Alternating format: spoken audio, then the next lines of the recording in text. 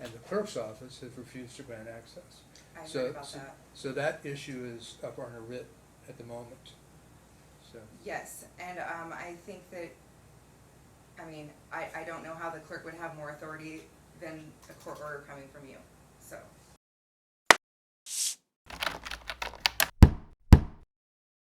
We are on the record. we're on the record in case number D. I guess since I've spoken with you already, Mr. Jimmerson, your appearance, please. Yes, Your Honor. May it please the court, Jim Jimmerson of the Jimmerson Law Firm. Our bar number is 264.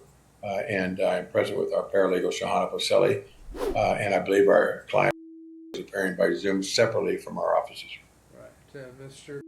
State your name for the record, please. Yes, Your Honor. Thank you. Ms. Grigsby, your appearance, please. Good morning, Your Honor. Abira Grigsby, bar number 10308, appearing for who is present by Zoom. All right, thank you. Can we get that out of the way? Oh, I apologize. It's all right, thank you. All right, is Ms. Yes, I am, Your Honor. Would you state your name for the record, please? All right. Ms. Cole, your appearance, please? Yes, Lorien Cole, bar number 11912, on behalf of our Nevada judges. All right, very good. All right, we're here on, I believe you initiated this, Ms. Cole? Yes, Your All Honor. right, let me just tell the parties it's my intent to entertain an argument. I'm not going to rule from the bench. I've got a free day tomorrow, and I don't have any issues under advisement, so I'll have the time to get this done by Monday for the order. All right, parties may be seated if you wish, and Ms. Cole, you may stand or sit at your pleasure. Okay, And You're- if you'd proceed. absolutely. Your Honor, this motion was filed as a motion to unseal to allow media access pursuant to Falcone decision. The Falcone decision had a similar situation as this case. The media requested access to the case. That access was denied. It went up on appeal, and the Supreme Court looked to a criminal case that had already had the issue come up with media access requested, and the decision was Stevens Media. And in Stevens Media, the Supreme Court said, we've created a test for courts to look at whether or not media should have access, or even generally cases should be unsealed. And that test should be employed when looking at whether to open a case, rather than just to blanketly sealing cases. And so in the Falcone decision, they adopted the test from Stevens Media, and they applied it to all civil cases. And specifically in Falcone, they stated that it was adopted in all civil cases, including all family court cases. So although the Falcone decision was regarding a divorce case, which is separate from the family court paternity cases, they were clear in Falcone that that applies to all family court cases. So in looking at that issue, really what it comes down to is, if there is an objection to the unsealing of the paternity case as it was presented by Ms. Grigsby, either you have to deny it based on the Falcone decision, because all family court cases must be run through the test provided in Falcone and analyzed that way, whether to unseal based on the factors in the Falcone decision. Or if you say that all paternity cases must remain sealed, then we are having a constitutional issue. Because Falcone was very clear that a blanket or super sealing of all statutes is unconstitutional. So it's one or the other. You either have to go through the Falcone analysis, or your decision or that request would be an unconstitutional ruling. And so I went through the Falcone decision, and I stated in our reply what issues we felt were worthy of privacy and sealing, and which remaining issues I didn't identify, but all other remaining issues are what I argue would be acceptable for media access. And I conferred with Mr. Jimmerson's office. They also were open to going through the Falcone factors and talking about what items in the case can be unsealed, which should remain private. And so we did submit a stipulation yesterday where we talked about the things that ONJ agrees are not necessary for media access, aren't necessary for media publishing, and what things that we all agree on could remain private and sealed. And those are things that are all listed, and I won't state them all. Yeah, I saw that. Yeah, I won't state them all word for word, but it's things like redacting of names of the parties and the child. Always, our Nevada judges comes in and they always redact the names of the child.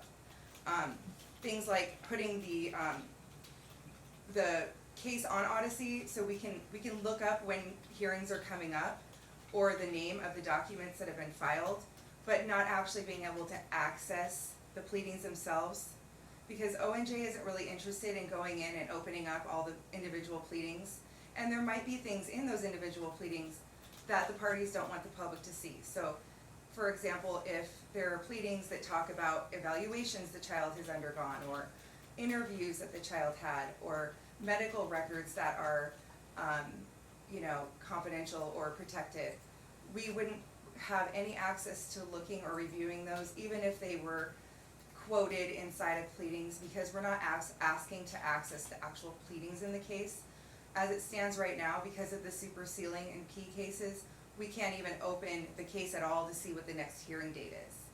We can't even see the case at all online. So we're asking that the court unseal the case for our view, but we're not looking to review each of the individual pleadings.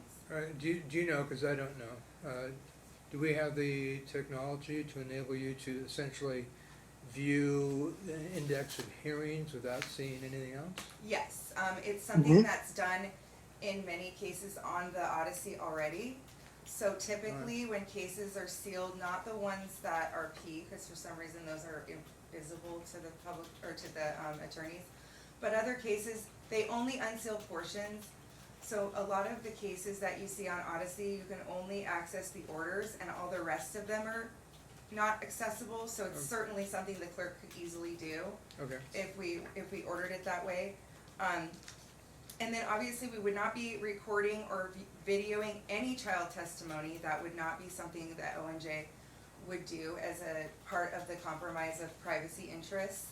And anything that has to do with the reporting of an interview, of what was said in a child interview and those types of topics. Anything that is related to disseminating information about the child.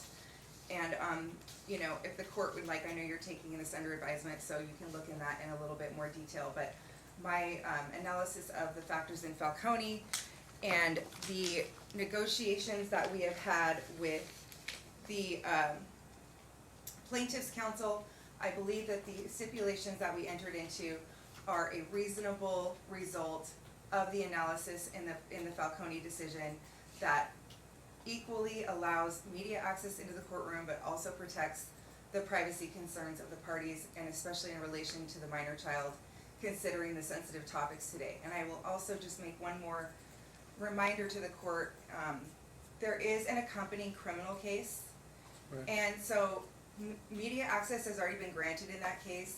So to say that the defendant does not want the public to know about the issues relating to the criminal issues, which are hand in hand with some of these custody issues in this case, that would already have been public, because our Nevada judges is already filming the criminal proceedings. And I'll reserve. Thank you. Okay, before you, okay, let me ask you one other question. Sure. I know our Nevada judges have brought these motions before many of the judges here in family court, and what I'm trying to get a sense of the bench.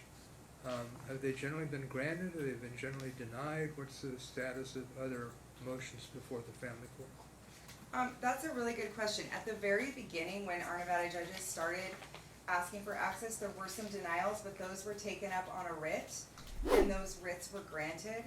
And so recently, within the last, I want to say 6 to 8 months, all of them have been granted. We recently just had one granted in the 4th Judicial District up in Elko, which is the first time they've ever had media in their courtroom. And that just happened, I believe, yesterday, where they granted access. So there have been some judges that have resisted it in family court, and particularly in the very early stages of the decision being issued. But again, those were taken up on writ and those were reversed. Okay. And then there's a new law going into effect starting October 1st that basically adopted all of the Falcone factors, and it's making it law for the court has to consider all the Falcone factors in an unsealing request, and there's no longer any discretion over super sealing of the cases, that Okay. were under the Falcone decision. Okay, just by general information to the parties, I have a juvenile case that has crossover information from a P case, and the attorneys in the P case and the juvenile case stipulated to allowing access to the documents in the P case because all that information will presumably or potentially be presented in the J case, and the clerk's office has refused to grant access. I So- heard about that. So that issue is up on a writ at the moment. So, Yes, and I think that, I don't know how the clerk would have more authority than a court order coming from you, so. I'm not surprised at anything anymore. Mr. Jimmerson, I'm gonna allow you to respond first. It sounds like you've already entered into a stipulation on this. Thank you. May it please the court. Thank you for consideration. As you have before you, the stipulation that was signed between O&J on one party and Mr. on the other was file stamped with the court yesterday, September 24th, 2025 at 3:13 p.m. and we endorsed that stipulation. It's essential that the stipulation, however, be scrupulously enforced and that there not be any quote mistakes in the quote. Because of the sensitive nature of the case and because of the unexpected, at least in my view, of the media attention that is now worldwide. It's not just to Nevada, but it is all over the country and internationally. We want to make sure that the conditions that are set forth within the stipulation are ordered into effect by the court. And that would be the only conditions that we would agree to otherwise allow media attention. I concur and also disagree with Ms. Cole. I'm not certain when we talk in terms of the Falcone decision about it affecting all family law cases, Ms. Cole's representation to you, and I've read the same decision, but I have not seen a decision unless she reads the sweeping nature of the Falcone decision as specifically applying to an NRS 126 case, a paternity case. I think by reviewing the Falcone decision, I would come to the conclusion that it does apply to paternity cases, but the case of Falcone was not a paternity case.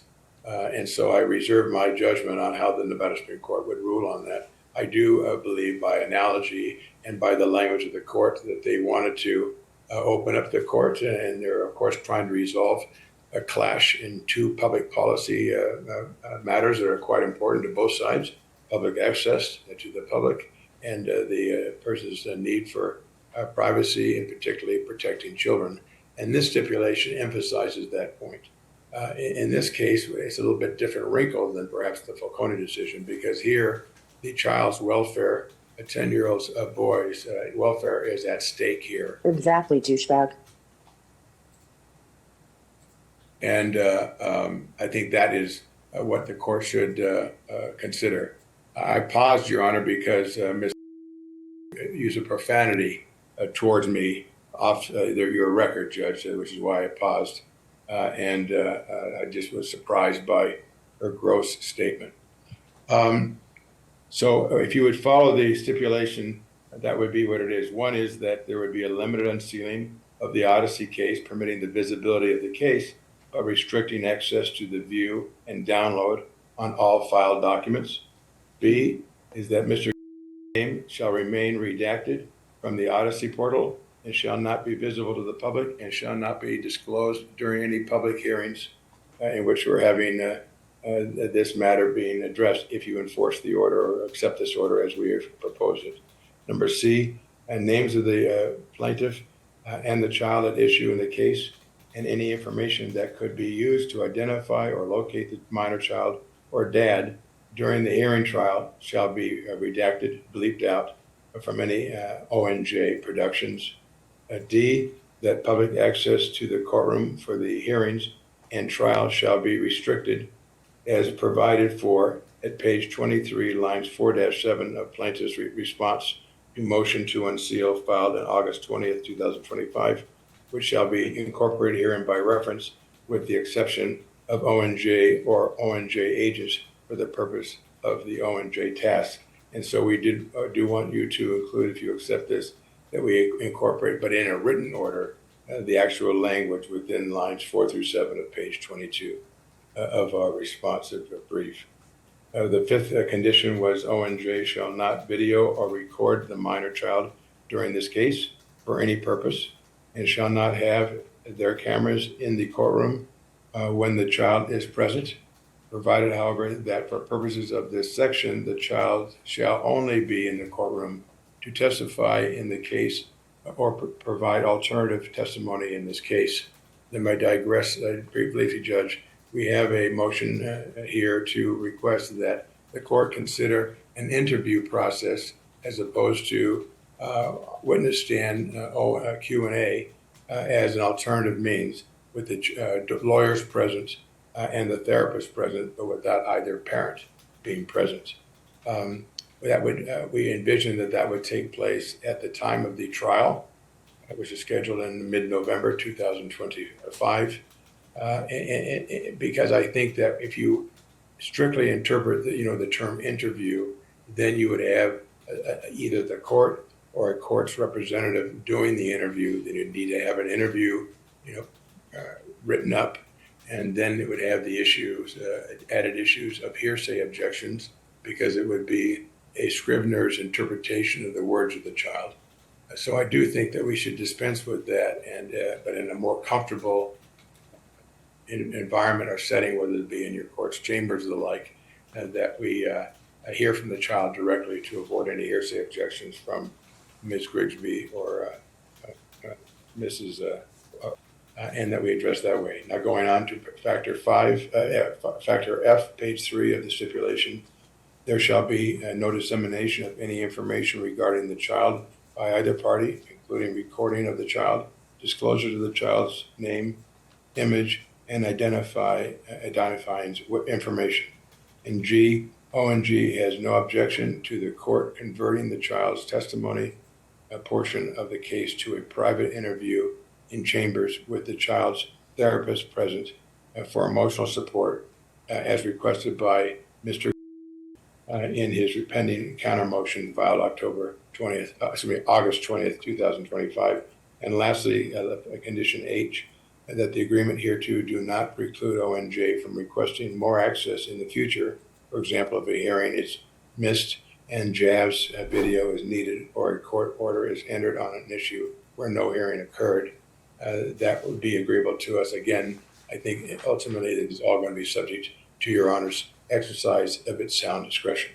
And so that is the position that we have here. I think this is a distinguishing case, and therefore, in my judgment, a very important case because Falcone was not focused upon child welfare issues, which are directly in the crosshairs of the court. And we're all concerned about the child's welfare. And I think that these measures are separated, therefore, from the Falcone decision. But these are also, I think, will be, and it's important because I do think, judges, we all work together, Ms. Grigsby, Ms. Cole, ourselves, we are in essence helping the Nevada legislature and the Nevada Supreme Court or its appellate division set forth some precedent as to reasonable factors that could be then used case in and case out with the emphasis of protecting the minor child's best interest. And that concludes my remarks, Your Honor. Thank you, sir. All right, thank you, Mr. Jimmerson. Ms. Grigsby? Thank you, Judge. Just to remark on what Mr. Jimmerson said regarding the child's testimony, you already ruled on that. So Mr. Jimmerson had filed a motion for testimony by alternative means. No. The ruling was to allow testimony by alternative means, or actually to have the litigants outside the courtroom, but the attorneys would be here and it would be subject to traditional presentation of evidence.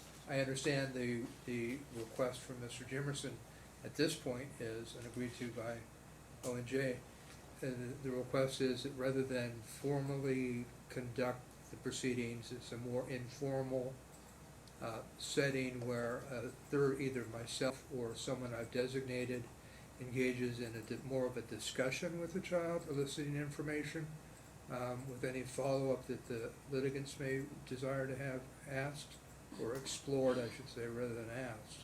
Is that right, Mr. Jimmerson? You are correct, Your Honor. Thank you. Okay. So it's a different way of getting information before the court rather than the traditional method of examination of a witness. And Judge, we would be opposed to that, because if you're gonna be taking that as testimony, it needs to be testimony.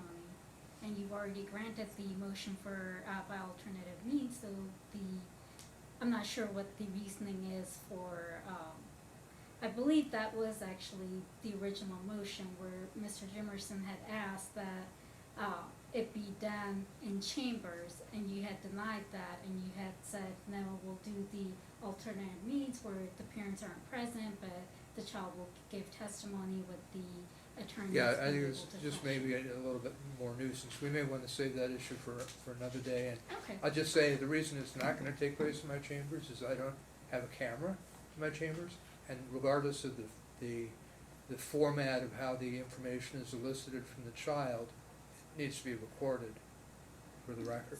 So it'd have to take place either in a courtroom or in a conference room or some other place where we could get it recorded for the record. In any event, I just assumed save that issue.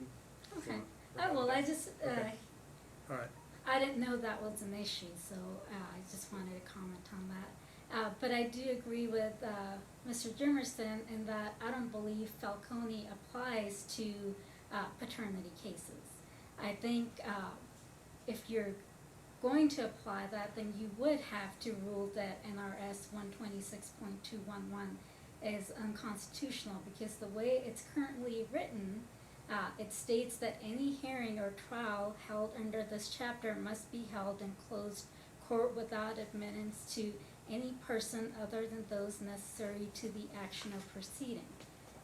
I think the statute's clear that any hearing held pursuant to NRS 126.211 has to be a closed hearing, and no one aside from the people necessary could be present, and that would include O&J. So I don't think they, pursuant to the statute, they absolutely cannot have access to any hearings. So I don't think we even get to Falcone factors because of that. The statute's clear, it's unambiguous. So if you were to let them in, you would have to first find that it's unconstitutional, which I don't believe it is. The second part, that all papers and records other than the final judgment pertaining to the action or proceeding, whether part of the permanent record of the court or of a file in the Division of Welfare and Supportive Services of the Department of Health and Human Services or elsewhere, are subject to inspection only upon consent of the court and all interested persons, or in exceptional cases, only upon an order of the court for good cause. So I think the legislature has made it clear that unless the parties give their consent to have any documents inspected, it shouldn't be ordered. And it's only upon exceptional cases, upon showing good cause, which I don't believe that we've seen any good cause.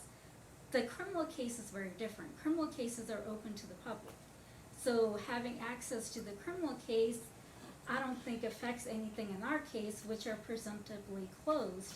I believe Nevada's legislature has made it clear that these hearings are meant to be closed, and only inspection to records or documents, which it appears that ONJ is not requesting. I just wanna clarify that, Ms. Cole. So I guess that part wouldn't apply, since that's not their request. They're only requesting, access to the court proceeding, which is absolutely closed pursuant to the statute. There's no discretion. The statute doesn't say that the judge has, discretion to deviate. It's clear and unambiguous. I believe you would have to find that that's unconstitutional if you are to rule in the ONJ's favor, which I don't believe you should. This is a private matter. I don't believe there's anything in this case that needs to be made public or that the public would benefit from it. I believe the aspects of the criminal case, they have access to that. If there's anything that they believe that that the general public should know, they already have access to the criminal case. I don't believe that getting access to this particular case, especially given that the Nevada legislature has found these to be presumptively closed, I don't believe Your Honor has any discretion, and I don't believe it serves any bigger purpose to have access to this case. And I'm not sure what that, what they're actually looking for to be able to broadcast to the public,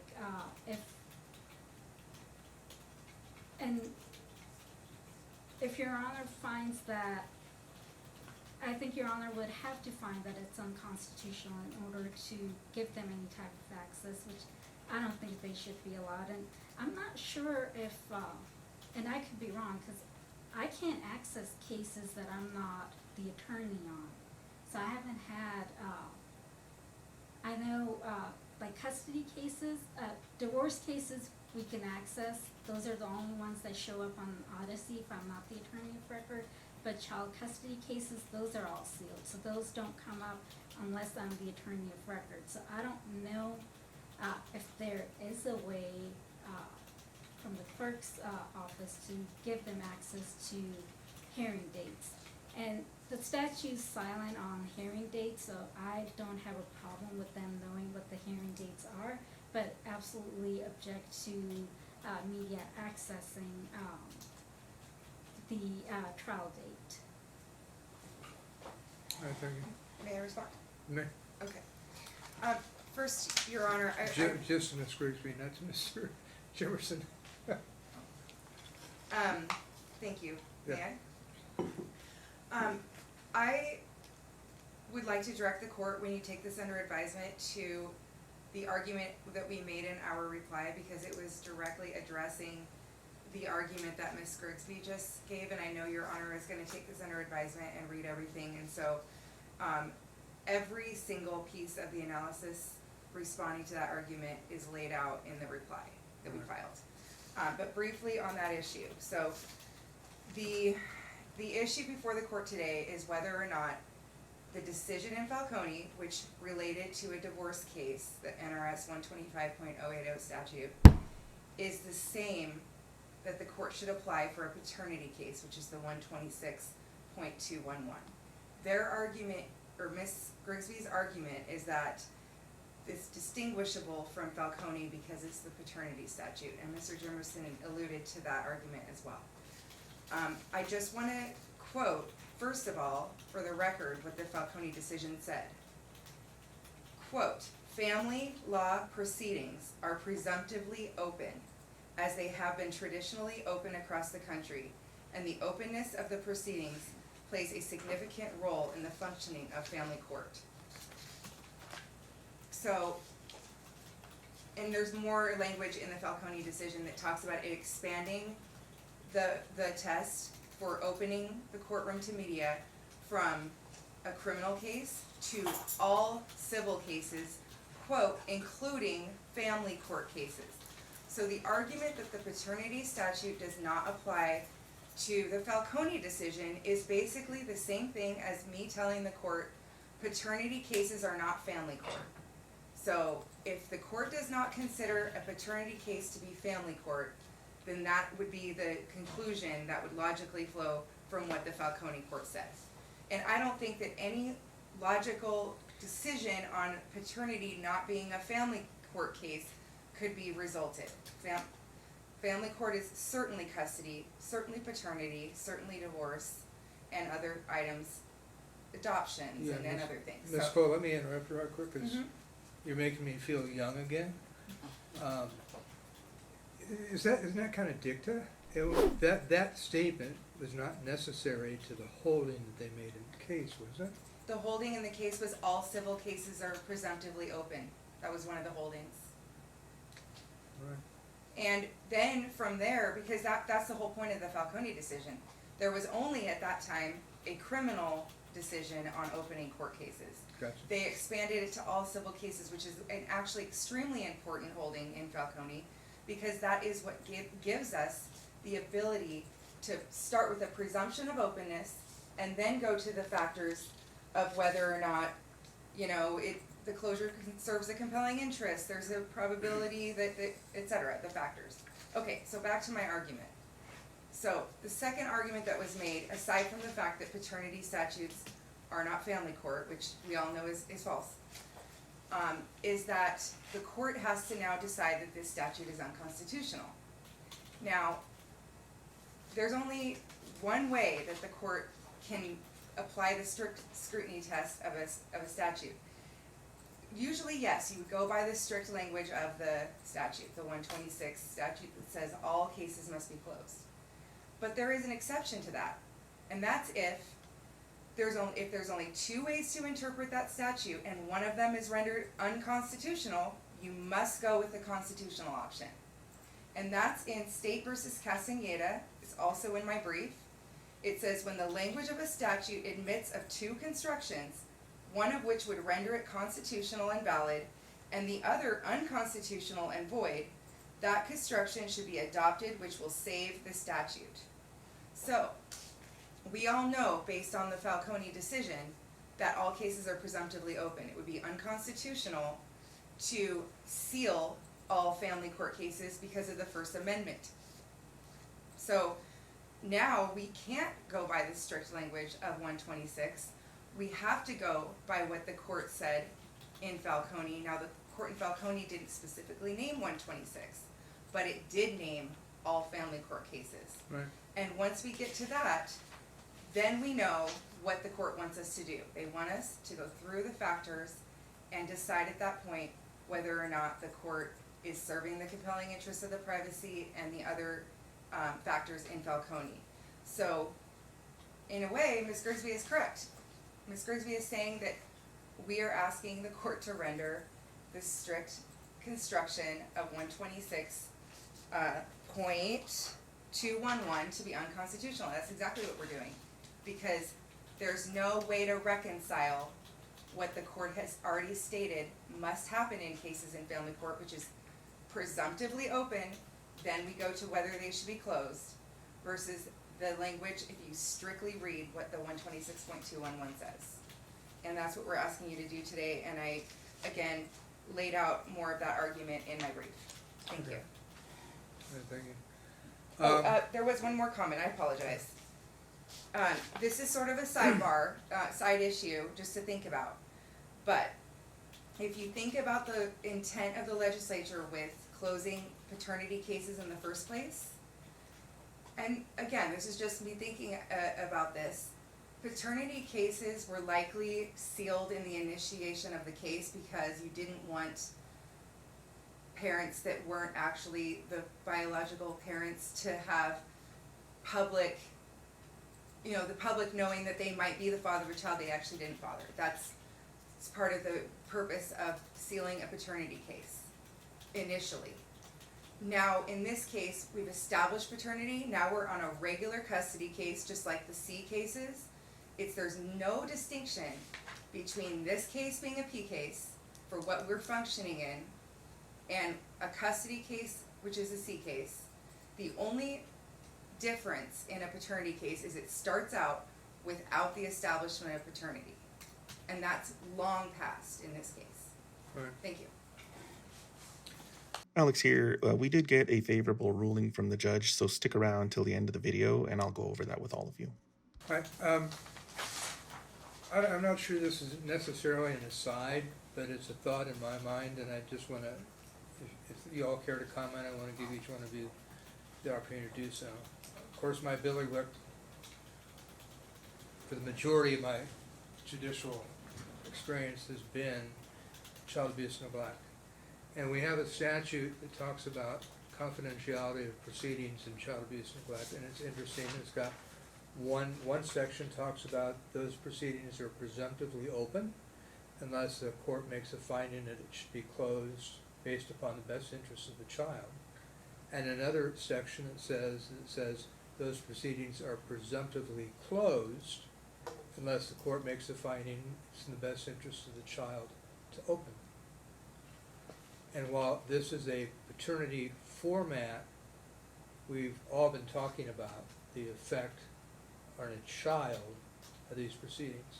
My question is this, because I've gone a little bit, I thought, showers cause your mind to open up a little bit. What's the effect on the public? What's the effect if this proceeding were to be open? And I didn't adopt the stipulations that you've agreed to. But if this case were to be open to the public, what impact would that have on victims of sexual abuse, child victims of sexual abuse, coming forward, knowing the potential existed that they could be subject to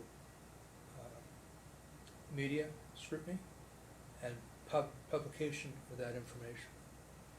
I mean, I guess I appreciate the attempts in the stipulation to protect this child, but my question is, even with those in place, is there a negative impact on the community by allowing any information about a child having been sexually victimized to be made public, in terms of creating the term escapes me now, but precluding people from otherwise making those allegations out of fear of public scrutiny?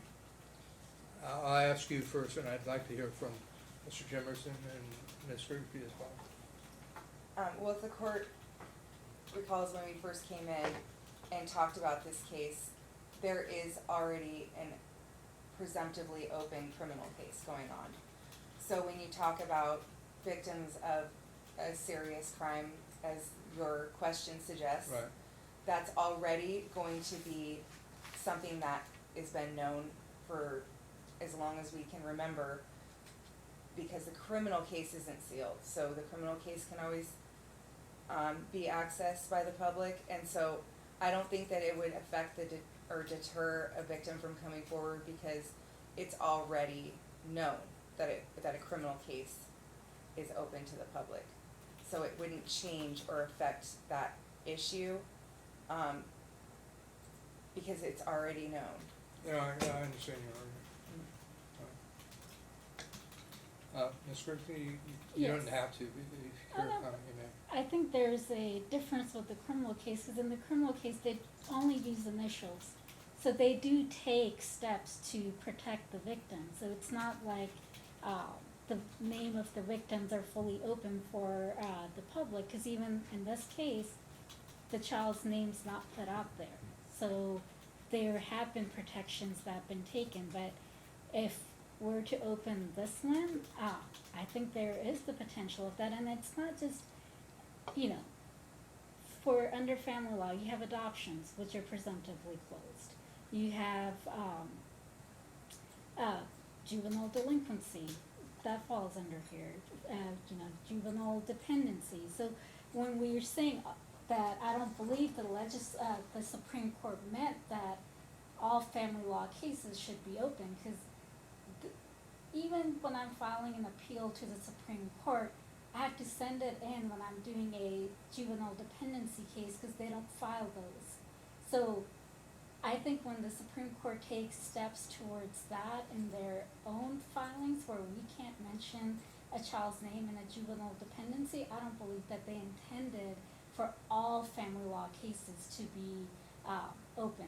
Divorce cases generally are. They're cases that are presumptively open. So the Falcone case addressed the EDCR and the divorce statute, which I think they did come to the right conclusion that those cases are presumptively open, and if they want to be closed, then go through those factors. So I do agree with that case, and I do agree with how they came to that ruling, but I don't think it was meant to be this broad that it should apply to all cases.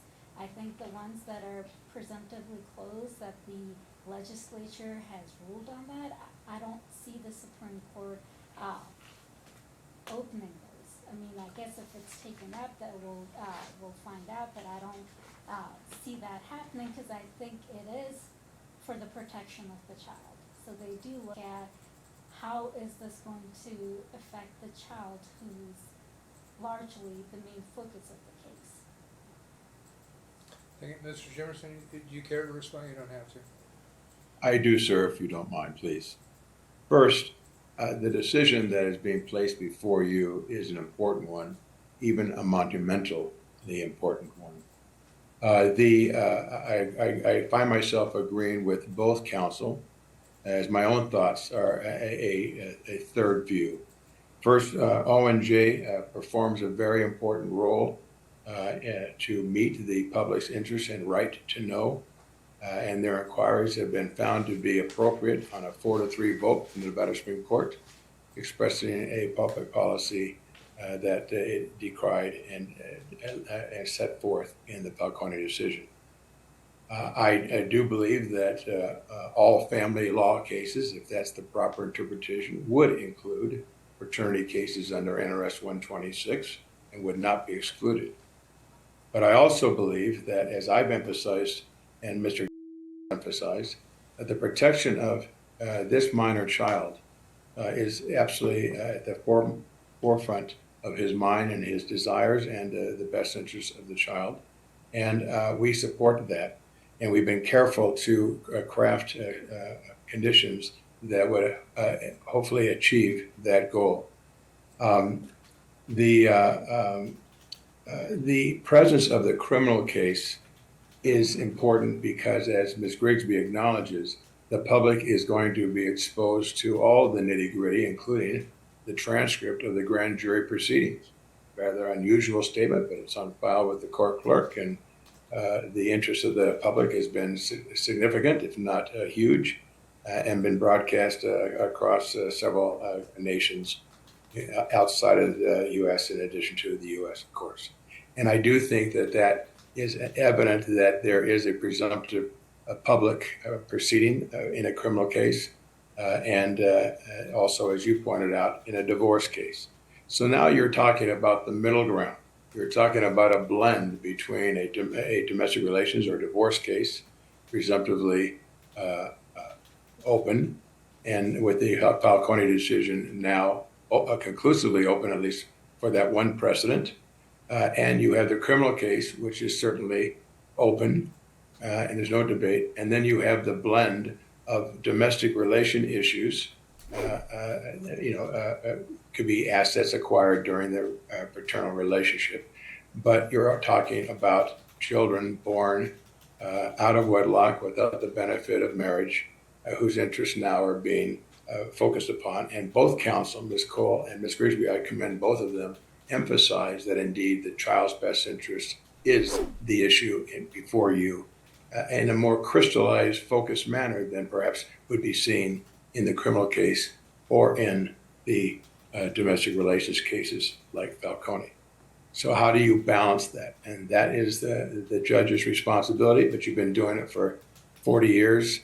You understand that. This is a tough call, so you'll need to make another tough call, again, balancing the best interests of the child versus the public policy openness and presumptive openness that has been detailed to you by Ms. Cole. I believe that the stipulation is appropriate because our focus was on the child. If you are predictors of what the Supreme Court would rule, we believe would likely, if votes don't change, maintain a 4-3 vote to open up this type of proceeding. If, and I do believe the majority of the court would support the kinds of stipulations that I and our office working with Ms. Cole, ONJ, have developed that could be the appropriate approach for all cases involving NRS 126, not just this particular case, because it is, again, a balancing of competing public policies, all policies of which are important.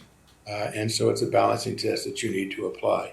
You have taken the lead, Judge Teuton, by protecting the child throughout every court hearing, of which there are now many, many in this case, and in the J case.